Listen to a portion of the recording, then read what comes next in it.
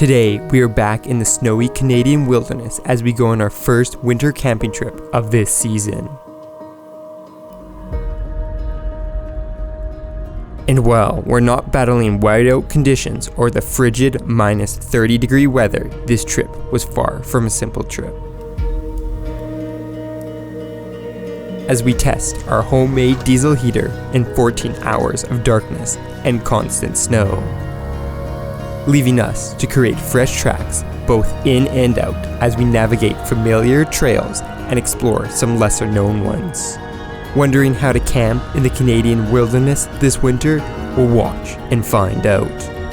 What is up, and welcome back everyone to, a snowy Alberta. It only took till December, but we finally got some snow here, so I thought it'd be the perfect time to go ahead, take the Forester, and you can see on the top there, the diesel heater, and do a little bit of a winter camping trip with this little bit of fresh snow. As I said, this is the first snowfall we really had out here, and if you are familiar, this is TransAlta. We've been going here lots. This is probably the 10th time we've camped out in this area, so we're gonna be just kind of taking it easy, exploring some of the trail that we're very familiar with, seeing how snow covered it is, and then finding a place to camp and spend the night. So that is our plan for today. As I said, testing out the diesel heater, seeing how long we can run it at the lowest setting with my little battery pack, and just enjoying the beautiful and snowy Alberta. And don't worry, there will be lots of snow ventures to come. This is our first kind of big dump of snow we've had here this season, so this is gonna kick off our winter season of adventuring,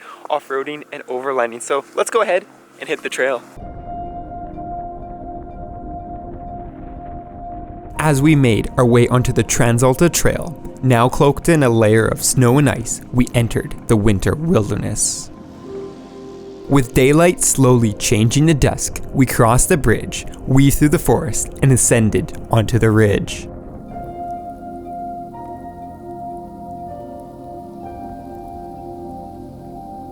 And despite the overcast sky and the low clouds, a mesmerizing view of the valley unveiled itself as we pushed farther into the wilderness.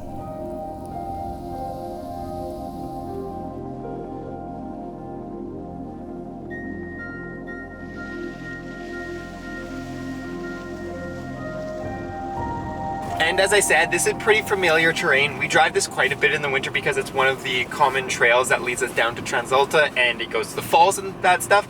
And it's one of the few trails that is accessible and open and not super slippery in the winter. So we find ourselves exploring this trail quite a bit. So it's really not going to be anything extreme. As I said, this is the first fresh snowfall, and we're pretty early in the season, so the snow really hasn't got time to build up. Like, there's water that will build up here once we get later into the season and snow starts to build up. But with it being this early in the season, it's actually pretty chill. So we're just taking it easy today, and the weather itself is also pretty nice. It is right now 4 degrees according to my car. It's supposed to get down to like -7 or something. I did bring my really big sleeping bag, my winter bag, but with the diesel heater, I don't think we'll need much of it. With that being said, we have pushed the limits of both the car and the capabilities of our camping gear in the winter on this channel before. If you are new here, you probably want to go check those videos out because those are a little more intense, but we've done all the way to the end of this trail, all the way to the end of where it ends, TransAlta, past the falls and everything where everyone goes, as well as we've also camped in -32 degrees. So we won't be doing that because, as I said, it is going to get down to -7, -4, so it is going to be much warmer than that, but we have been able to do that before. I just want to go ahead, have a nice little trip early season and test everything out. So that's what we're doing today. So with that being said, I think we're gonna just continue driving along this trail and find ourselves a nice little campsite and get ready to camp. As we made our way through the labyrinth of small side trails, seamlessly transitioning between them and the main trail, our quest for the perfect spot to spend the night unfolded.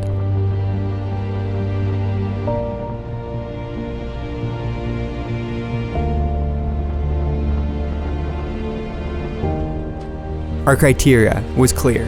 We were looking for a location not only with a great view, but also provided shelter from the winter weather. Venturing deeper into the snow-covered wilderness, the daylight gradually disappeared.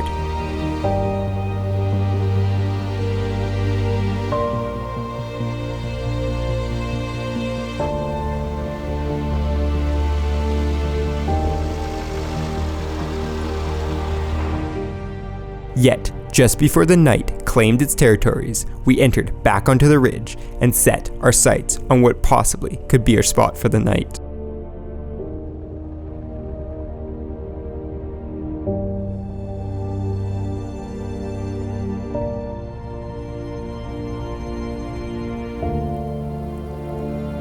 Leaving fresh tracks in the undisturbed snow, we felt certain we had discovered our spot for the night, ready to settle down into the snowy wilderness.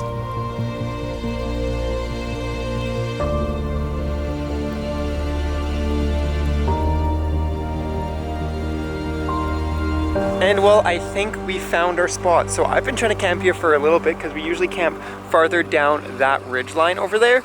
But it looks like no one's been out here yet because we were doing fresh tracks along this ridgeline, which was amazing. It's always so much fun when you're making fresh tracks. A little bit surprising sometimes when you see a bump or you go over a bump and you don't actually see it. But yeah, I got the roof lights on because as you can see, it is already getting dark out here because it is winter, and winter here we get dark at like 4:30 and it just hit 4:30. So we're going to be losing light real quick. So I want to get the tent set up quicker and get it all set up before we lose all the light. I do have some firewood. We can probably have a little bit of a fire, but with so many hours of darkness, we probably won't have a fire for too long.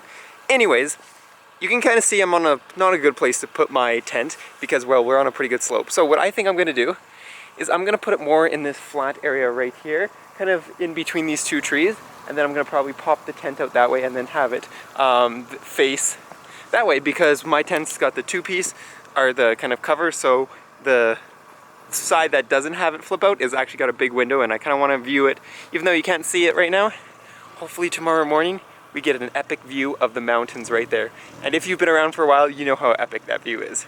Anyways, let's go ahead and get the Forester kind of backed and positioned in here so we can go ahead and start setting up camp and the tent.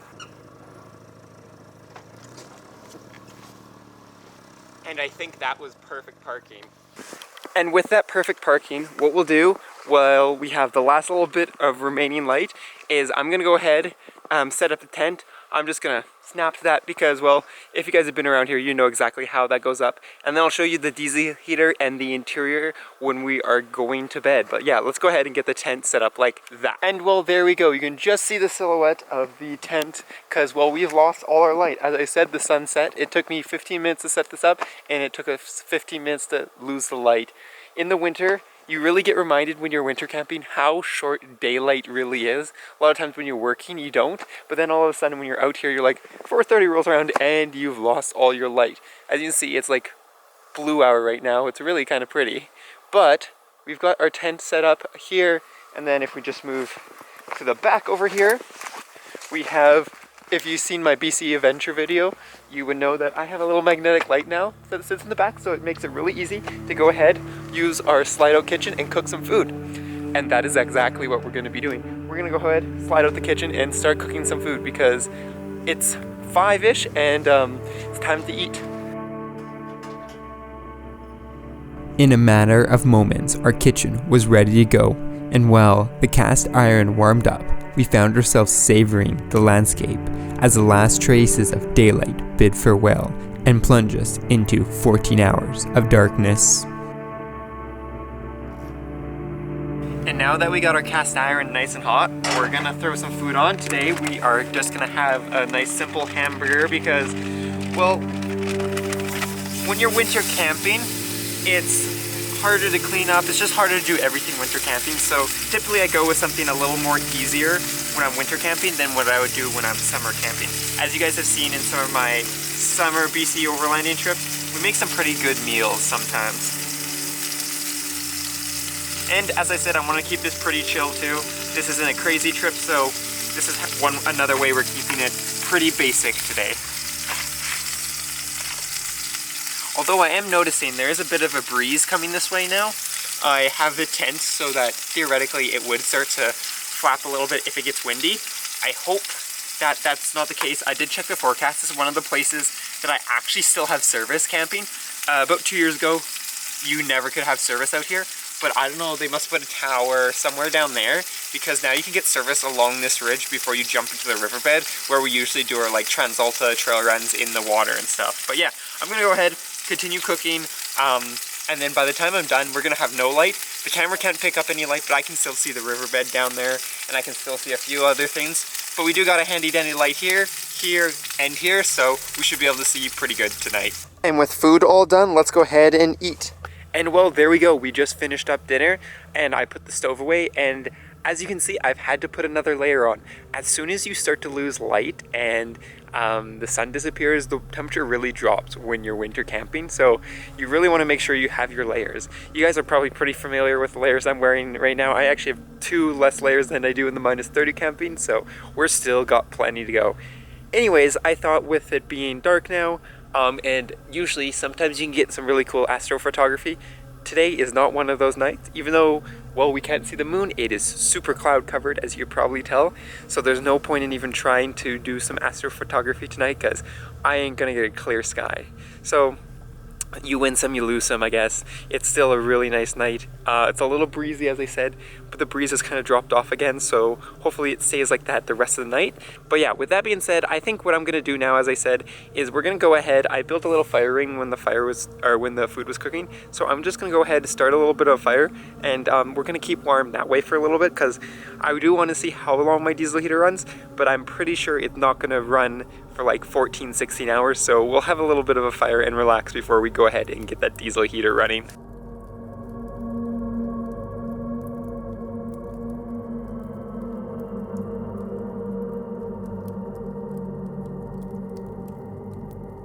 In no time, our matchbox fire transformed into a full-size campfire, lighting up the surrounding area.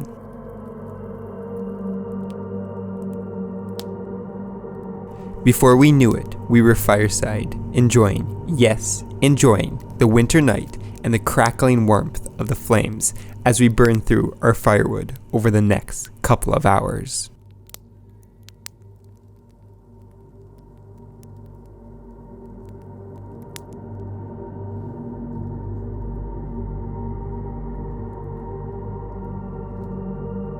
As the last piece of firewood turned into embers and we retreated to the tent, the snow began to fall, casting a blanket of snow over our Forester and the tent, leaving us to wonder what's to come in the next 12 hours. And with the fire put out and the snow starting to fall, it's time to go ahead and set up the diesel heater. So the nice thing is, because it's on that roof rack right up here, I'll show you in a minute, it is actually accessible from the top of the tent. So I got in the tent, I've packed everything away, I made sure the car is locked, and I did all that stuff, and then I took off my outer shells, so my snow pants and my outer coat, and we can then go ahead and get the heater running and kind of get ready for bed, or at least enjoy it for a little bit before we get ready for bed. And there we go. So as I said, the heater is literally through this window. I left it open for like 30 seconds while I was just getting the camera ready, and it snowed that much on top of our heater. So it is snowing pretty good out there. But what's the nice thing is, when I built this heater, everything inside of here is what we need. So we can just pull everything out and then kind of set up our hoses, and we are good to go. So I ran the intake hose just around the bend here, so it's not capturing the CO2 from this. The exhaust is pointing that way and is pointing away from my lights, so it should be able to just sneak its way through the lights. And then I have a little plug here that plugs into everything, and I have the cables all running into where the hose will be running into right here. I also have the power there, and I also have the spare hose if I need to extend it or whatever. So I got the power right there. So theoretically, we should be able to just hold this button and it's gonna say on, and we should have heat. So the voltage will drop because it takes a while to heat up that glow plug. So as long as it doesn't drop between like 9.6, I think is where it gets mad, and the temperature of, I think this is the temperature of the glow plug, I think this will work. Let's go ahead, let it run for a bit, and I'll let you know if it works in a little bit. And as you can tell, it's a little bit warmer here now. It is keeping me nice and toasty. I'm actually gonna have to take off this puffy coat in a second here because it is nice and warm. I actually have to crack that window because there is just so much hot air coming in here, and it's on a low setting too. But with that being said, when I went outside to go check everything, I learned that it is snowing a lot more than it was when we came into this tent. It wasn't supposed to snow at all. There was supposed to be no snow in the forecast, but it decided it wanted to snow. So it's going to be a nice little surprise when we wake up. And speaking of tomorrow morning, I think it's time we might as well go to bed. I got the diesel heater turned down, not to the lowest setting actually. I turned it up a little bit on the pump speed so that we're running the same fan speed, but we have a little more heat in the chamber so that it should efficiently burn, and we can use that heat a little more effectively, because it was dropping down to 135 on the core, where with this it's about a 150, which I think is a little bit better of a temperature. I could turn it up a little bit more, but there's like a middle spot on the heater that it will overheat because the fan speed isn't keeping up with the temperature of the core itself. So I'm not too worried about it. I, as you guys know, have my very, very warm sleeping bag tonight. It's the -32 Tundra bag from North Face. I have slept in -32 with it, and it's a survival -32. It's not a comfort -32, so it's keeps you warm, but it only keeps you from not dying, and it doesn't keep you very comfortable. But I'm sure I'll be comfortable tonight. It's actually pretty cold on the sides of the tents, like when I feel the sides. So I've actually moved my sleeping setup just a little off of the side, which makes sense. And then I've just got a blanket kind of being a barrier there. So that is a plan for tonight. I'm gonna see, I've got the heater kind of sitting here so I can watch it, and if I wake up and see that it's off, I can see why, if it threw a code or if it's out of power or something like that. So that's the plan. And well, good morning from a really warm tent actually. So the diesel heater ran all night. We're on 10 hours and 39 minutes. So we've been running it for almost 12 hours. My battery pack still says it has 3/4, which is insane. But as you can see, there's a little bit of light out, and well, there is no sunrise. As I said, I was gonna show you guys this beautiful sunrise. Yeah, that ain't happening. Let's go take a look outside. And well, out here it is a little bit snowy, so that's why I can't show you a sunrise nor the mountains, because well, it's snowing, and it's actually snowing pretty good. I think it snowed like this pretty much, just little nice gentle snow all night, because well, look at the Forester and look at the tent. So the one thing about these soft shells is when you get a lot of snow, it starts to bow in like that, which then you can just knock it off, and it's actually melting because the tent is so warm. You actually see, like if you look way up there, it's actually melting. But you can also see that the diesel heater has kind of been nice and warm all night, because it's the only thing that's not covered in snow. And well, we walk away from here, we can take a look at the amazing view of literally the whole valley covered in snow. This is probably one of my favorite things about winter camping, is when there is not a soul out here. It's dead quiet and everything's just covered in snow. It looks so beautiful, so amazing. So yeah, that is why we can't get a sunrise today, because there ain't gonna be one. It's gonna be like this, I think, all day. They said it's supposed to be hazy, but I don't think you're gonna see haze when it's snowing all day. Anyways, what I'm gonna do now is I'm gonna go ahead and go open up the Forester. Gotta dust some of the stuff off and start cooking something to eat, because I'm hungry after spending like 10 hours in the rooftop tent. The nice warm rooftop tent. As the snow continued to fall, we set up our outdoor kitchen once again, letting the snow settle on us as we prepare our meal. Eventually, we sought refuge from the falling snow under the shelter of our tent. Taking our freshly cooked food with us to enjoy the falling snow from our covered seat.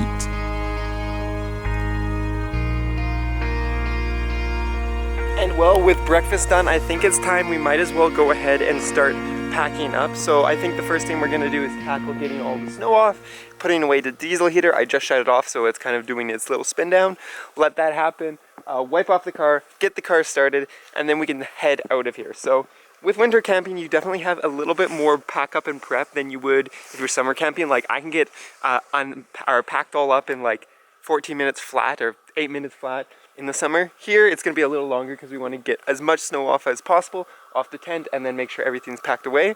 And we're also fighting the constant snow. So Obviously I'm not going to be able to get all the snow off of the car, but we're going to try to get as much as possible, like especially on the roof and stuff. So let's go ahead, start packing up this, getting the Forester ready, and then hitting the trails back home.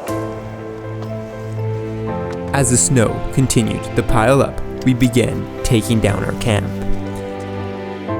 First, we cleared everything from the tent and secured our heater before tackling the task of snow removal. Armed with our snow brush, we cleared snow from each side and the roof of the tent. After folding it away best as we could, we started the car. And once the car was warmed up, we traced our way back out of the campsite, forging new tracks akin to the ones that we made the night before. After navigating through the snowy forest, we rejoined the main trail on the ridge.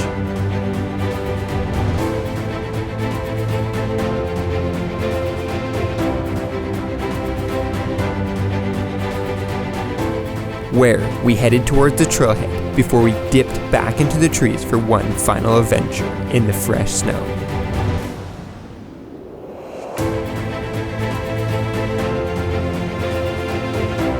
Here, once again, we were making new tracks as we pushed through the forest.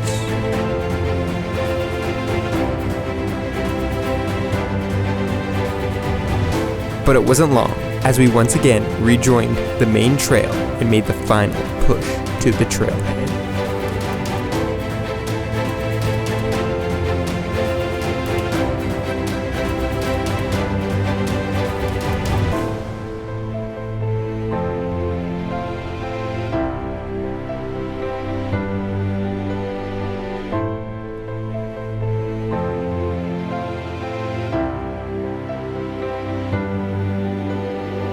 And well, we are back here at the trailhead. Just finished airing up and time to hit the road back to Calgary. So I hope you guys enjoyed this first little look into our winter adventures. As I said, this was just a chill little adventure to make sure our diesel heater is running, make sure we're prepared for winter, and make sure the Forester is always having fun in the snow. So this will be the start of many videos, so be sure to follow along and subscribe for those. But that is going to be it, so we will see you guys in the next adventure.